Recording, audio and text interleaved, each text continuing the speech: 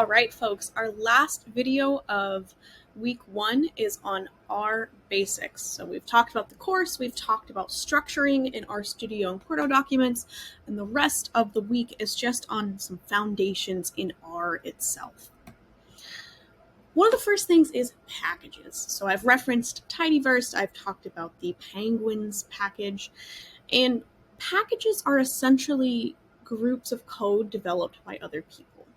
So R is open source, which is amazing because that means that people are constantly developing new things. They're developing new code that can do new functionality, that can produce different analyses. Packages, you only have to install them once. So when you install a package, it's going to live in your your RStudio forever, and then you just have to call these packages at the beginning of a document. Now, this is going to look like this. So first, you're going to type in install.packages and then the package name within quotes. You'll get a bunch of comments like this, and it'll end saying the downloaded binary packages are in blah, blah, blah. So that means that you're able to pull forth the code that's in these packages. But R doesn't automatically know what packages you want to use. So at the beginning of every document, anytime you need to use a package, you're going to use the library function, and you're just going to say library package name without quotes. So in our example, install.packages quotes Tidyverse, and then library Tidyverse means that all the background code that was written by the folks who wrote Tidyverse can now be accessible to you. Now, you might wonder, okay, well, how do I know what packages to use? Typically, in DAX courses, we're going to tell you. There's like some foundational packages that are super common that we're going to be building our assignments off of. And then in our challenges, we'll also double check that you have the proper packages loaded at the very top. In this course, we're going to use Tidyverse, dplyr, lubridate, stringr, purrr, and ggplot. There might be a few other ones that pop up for the examples, but these are the ones that I want you to get familiar with. If you want to find out more, you can go to CRAN, the Comprehensive R Archive Network, which should be familiar to you because this is where you downloaded R. And you can go through, you can click on packages there, and there's tons and tons and tons of packages that you can sort through by functionality, by name, but in general, we're going to tell you the packages that you need. So when you look up a package, packages are composed of different functions. You don't have to worry about the background of why the mutate function works. You just got to know what it does. And so when you look up the package, and this is an example of one of the a link to the dplyr homepage, it's going to tell you what it does. So dplyr we're going to be working with in the next weeks. dplyr is grammar of data manipulation, which provides a set of verbs that help you solve data manipulation challenges. Essentially, it means that it has these functions that do these things. So mutate is going to add new variables that are functions of existing variables. It's going to help you create a new column. Select, pick variables or columns based on their names. Filter, cases based on their values, things like that. So you can look up the documentation. I link them for most of these main packages. They're part of your reading list, but you can also just Google, go to CRAN, go to GitHub, and a lot of packages are going to have information like this. In addition to, they typically have vignettes, which you can run through, and it walks you through the basics. But let's say you're like, okay, what? I don't want to Google it. You could also go in your console and type package name, and it'll pop up in that help panel in the bottom right quadrant. So if you want to know more about dplyr, you see that it's mentioned at the top of your challenge. You can use the question mark and it'll tell you a bit more, and also link to the website for these packages. So here, dplyr, grammar of data manipulation, it tells you the author, Hadley Wickham, who's also the author of our main textbook, and you can scroll through. You can also look up specific functions. So we have mutate. Mutate is referenced as the ability to add a new variable. Let's say you want to know more about how it works. If the documentation on the link isn't enough, you can type mutate with the parentheses, and it's going to pop up in here a description and also its arguments. So a mutate we have to tell it what data frame we're pulling from, and then you can give it some other information. But those are like the basics of packages, of we're going to tell you them, and then there's the ways that you can look up more information about them. Another big thing that I want you to get into the practice of is to comment your code. This is really, really important for you as you're learning, because then if you can describe it, that means that you understand it. But also for future you, going back to your project and going, oh, I don't know why I did that. If you comment it, it'll be clear of exactly the reason that you took the steps that you did. And if you're going to share this with a supervisor or a boss or a stakeholder, whatever, this way it's very clear the decisions that you make in your process of data analysis.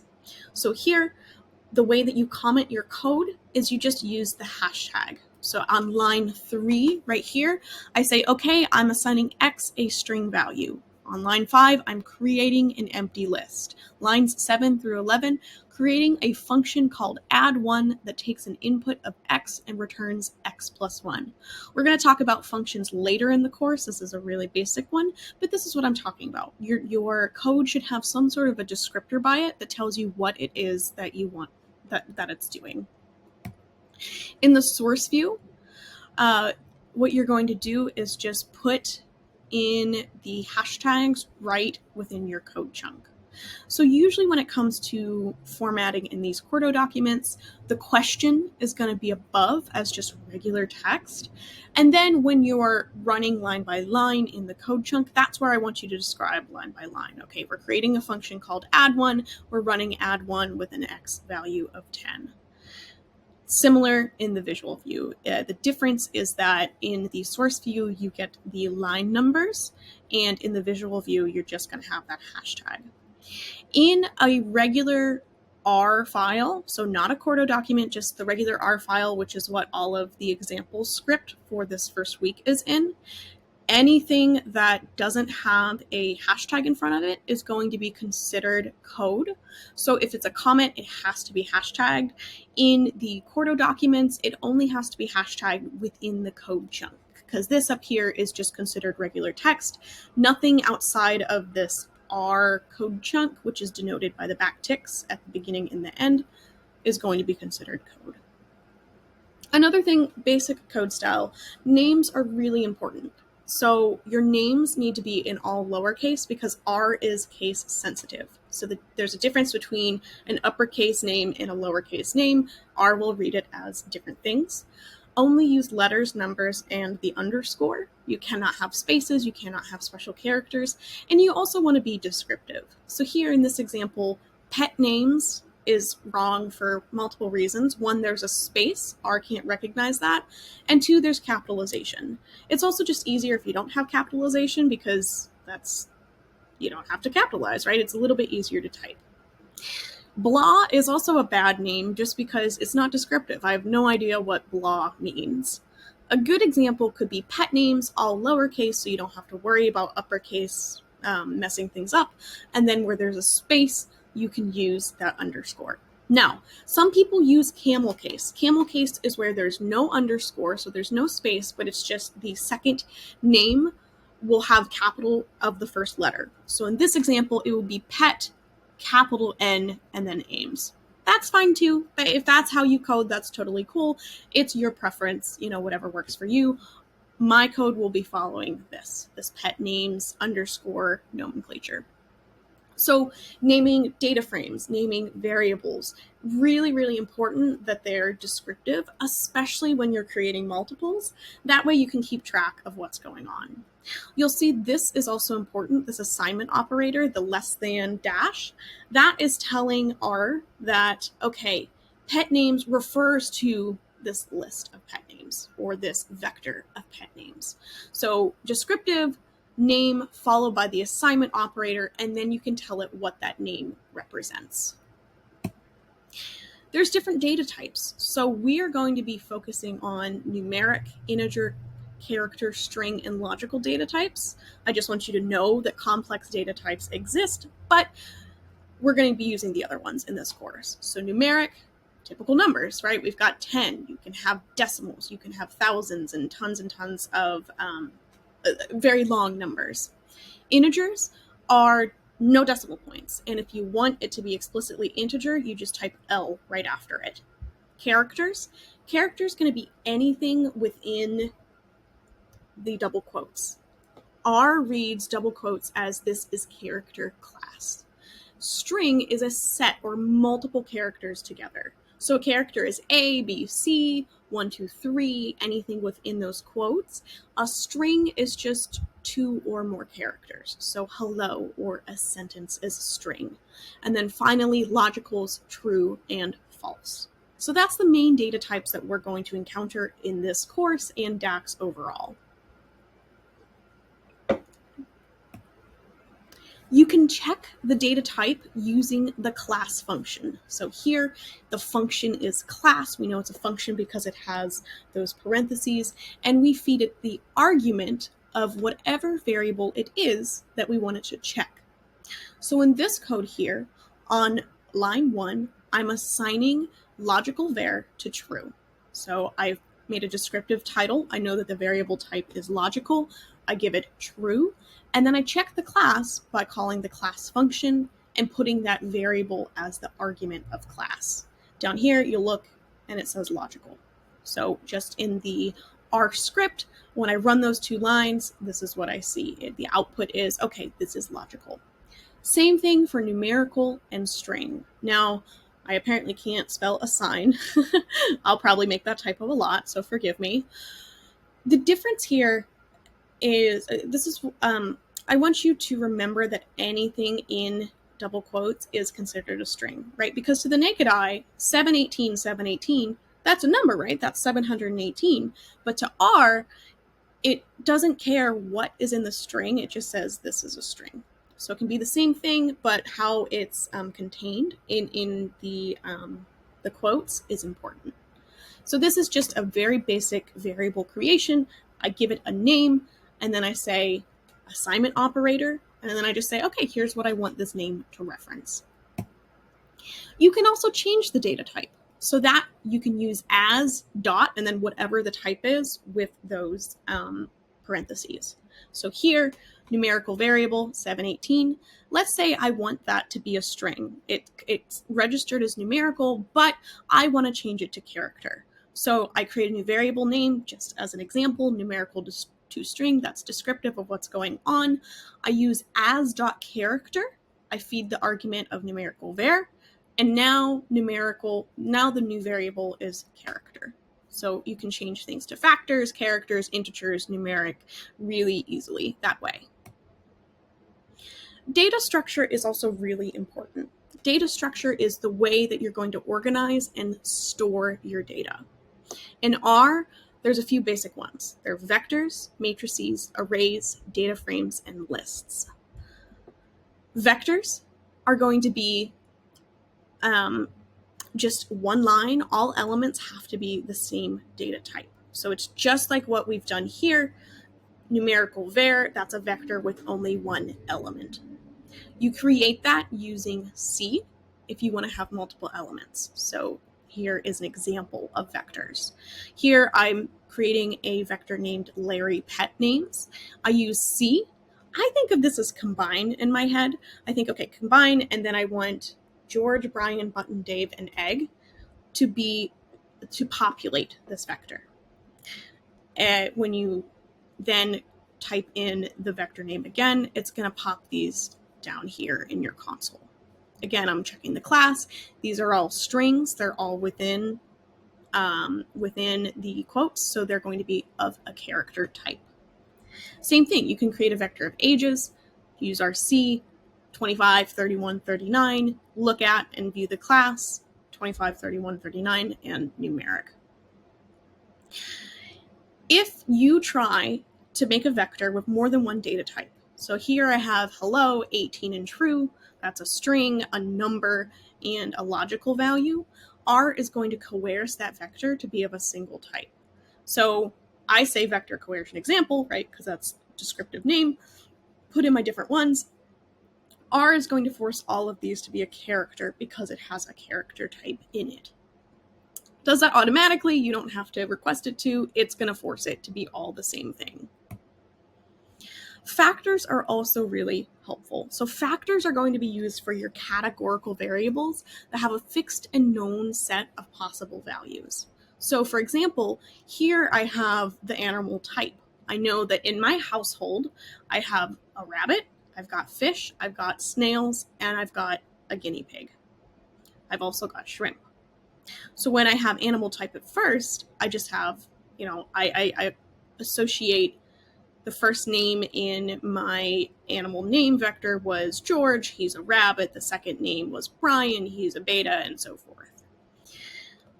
What factoring does, because at this stage, these are just categories, right? These are just categories that you can have. I can have a rabbit, I can have a snail. Factoring and making that explicit tells us how many options there are. Remember, I mentioned that I have shrimp, but they don't have names, so I didn't include them in my animal name vector. What I can do here is use factor, the factor function. I pull in the animal type vector, and then I make explicit the levels that I can have. So I add in shrimp because I also have shrimp. Now, when I look at this animal type factor vector, okay, it tells me the category of the names that I have, but it also tells me that shrimp is possible. So this is a silly example, but where it could be helpful is if, let's say you have a data set and one of the categories is age, and it's broken down into teenager and young adult and middle age and so forth, but your data set just happens to have only teenagers. Well, it's still good to know that there could also be other people in different subsets of this data. Just making it really explicit of these are the only possible values can help you out. In the visualization week, which is at the end of the course, we'll review factors and show you how they're really helpful in visualizations as well. But just keep this in your back pocket of you can also change things to factor and you can make your levels explicit. Data frames and matrices, that's another possible structure. In this course, we're going to be using data frames. I think of them as Excel sheets. Literally, when I think of a data frame, I think of a basic Excel sheet. And in a data frame, your variables are going to be columns. So the names of my pets, the types of pets, the age of pets, etc. The cases are going to be the individual rows. So for me, George, my rabbit, he is one case. He's one line. Brian, my fish, he's a second line. Our cells are going to be individual values of the column. So we have name, George is the cell, rabbit is the cell in this column. Lists are a vector that can have different variable types. So before, with atomic vectors, it's all strings, it's all numeric. You can have lists with multiple. For this, you have to use the list function to say, I want this to be a list. And lists are valuable because each value in a list can hold another list. We're not going to get too in the weeds with that in this course, but it does pop up in things like network analysis, where the nodes are stored in a list format. So again, here, super easy. I have example list as my descriptor. I use the list function. This false contains 3 different true 9.7 elements, right? We've got character class, we've got logical class, we've got numeric. And here it pops up in this structure. I could have pulled in individual lists for each of these. So I could have C, this false contains for this first element. Again, we're not going to use them super commonly in this class, but it's just good for you to know. A lot of our data sets are going to have missing data. Nothing is perfect. We think of a survey. Someone might opt out of answering a particular question, or maybe we didn't get to this question because of the time frame, right? Having missing values is really normal in data frames. In R, this is going to be represented with NA, not available. And so we can see here in my NA example, I have 1, 2, NA, 4, 5, 3 presumably is missing. It comes up as NA. Note that NA is not the same as quote NA, because quote NA is just recognized as a regular string. So if I were to code this as NA in quotes, everything would just be considered a string. R would coerce 1, 2, 4, and 5 to also be strings because it doesn't care what's within those quotes. To check if there are missing values, you can use is.na. That's a function. For here, I have the example is NA of my NA example vector, and it tells me is NA false? No, because this is not an NA. False, true, this is an NA. So this is a logical, it produces a logical vector where it just says, nope, not an NA, not an NA, yes, is an NA.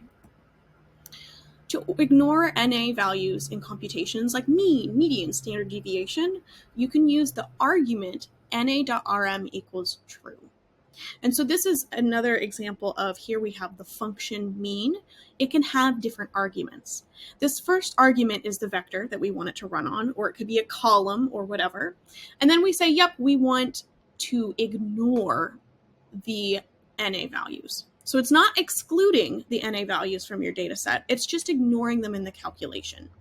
Because in the first on line 85, where this is the example, there's an NA here in this vector, we try to run the mean and it says no. It says NA because there's one NA. When we use na.rm equals true, it allows the computation to run and it pops back a value of 3. There's other ways to handle NA values. Those are going to be covered in tutorial 1 and 2, as well as mean and other computational functions are going to be covered in those tutorials. You can also access specific elements of a vector based on their index. Those of you who have used other coding languages, R indexes at 1. So some coding language, it'll index at 0. So it'll start, the first entry will be 0, not R. R, we just start at 1. So every position in a vector or a data frame or a matrix, everything has its own index. In my Larry pet names example, we have George, Brian, Button, Dave, and Egg. Those are all different names of creatures in my house. George occupies the first index, Brian the second, and so forth. So when we want to isolate just a specific type, a specific element, we can just type in its index. So if I want the index of if I want to know the animal type of the very first entry in my animal type vector, it'll pop back rabbit. In a data frame structure, it starts with row. So when you're doing this atomic index, it goes row, then column. So here we have 2 variables, name and type. We've got 5 entries. To access George, if I just want to pull out George, that's 1, 1, row 1, column 1. Brian, row 2, column 1, Button, row 3, column 1, and so forth. And then over here, if I want to pull out from the type column, rabbit, if I want to isolate rabbit, I'm going to say, okay, row 1, column 2. Fish is row 2, column 2, and so forth. So let's say I just want the George cell again in my Larry Pets example of the data frame that I've created, this one right here. I just pull 1 and 1, row 1, column 1, and it's going to produce George. If you want all rows and only the first column, you can just put comma 1, and same with it, the second column or the third column or whatever. The comma coming first says that I want all of the rows and only this or these columns. And if I put the number first and then the comma, that means I only want this row or rows and all of the columns. So on my pets example, I just want all rows of only the first column. I just want their names. I type in this and I get George, Brian, Button, Dave, and Egg. And then if I only want the first row, if I only want to pull out George's example, then I use 1 comma and get George and rabbit. In the code, I also show you how to create this data frame. If you want to pull out just one column, you can also use this money sign. So the money sign is going to help you pull out just the name column or the type column. It's a really quick and easy way. So anytime you see the money, that just means data frame, money, column name, and it's going to produce just their names or whatever column that you specify. You can also use subset the function subset to select specific elements based on their cell value. And you're going to use logical operators for these. So logical operators, equals, I read as is equivalent to, so it evaluates to be the same. Not equal is not equivalent to, so this exclamation point always means not. Our typical less than or equal to, greater than or equal to. Our and, our ampersand means and then this tall vertical line means or. So the animal type is guinea pig or rabbit if I were to create a small animal subset. And then another example, this in functionality with the parentheses in parentheses, or excuse me, not parentheses, quotient, there we go. It's going to replace multiple of the ors. So rather than saying guinea pig or rabbit or chinchilla, you can just say if it's in C, guinea pig, rabbit, or chinchilla without having to have multiple trains of the or. Let me show you. So first, let's subset using multiple ors. So the way this function works is here we're creating a new name. Let's say I want to just pull out my aquatic creatures. I'm going to use subset. I tell it that I want it in the Larry Pets age data frame. Again, in the code, you can go through and find exactly how I created that. The column type is equivalent to fish or type is equivalent to snail. I'm using multiple of that or logical operators. What's important here is that I have to use type or the column name every single time. It's not type is equivalent to fish or snail. It has to be type is equivalent to, type is equivalent to, type is equivalent to, and so forth. If I want to use that in operator, what I can do instead is type subset. I say, okay, I want it from the Larry Pets age data frame. I tell it what column, and then I want it to pull out anything in fish or snail. And so that way, let's say I had a bunch of different ors. This is just a little bit quicker. This is a vector, a string vector saying, okay, I just want fish or snail. It's going to give me the same result. They do the same thing. Last slide for today, summarize. Summarize is covered extensively in tutorial 2, but what I want to make sure that is very clear for us is that summarize creates a new data frame. And the way I got this to pop up is I just typed summarize parentheses in my console. And this is what pops up in the help window in the bottom right quadrant. Summarize is going to take in the data set, the particular column, and it's going to return a data frame with the new values. So I just want you to know that as you go into tutorial 2. Your challenge 1 is going to cover basic formatting and just a little bit of creating vectors, data frames, and summarize. That's it for our basics. Next week, we'll be covering a lot more, and I'm excited to see you at our Thursday troubleshooting session. Now, these sessions are optional. You do not have to join. I will record them, and those recordings will be posted. All right, good luck.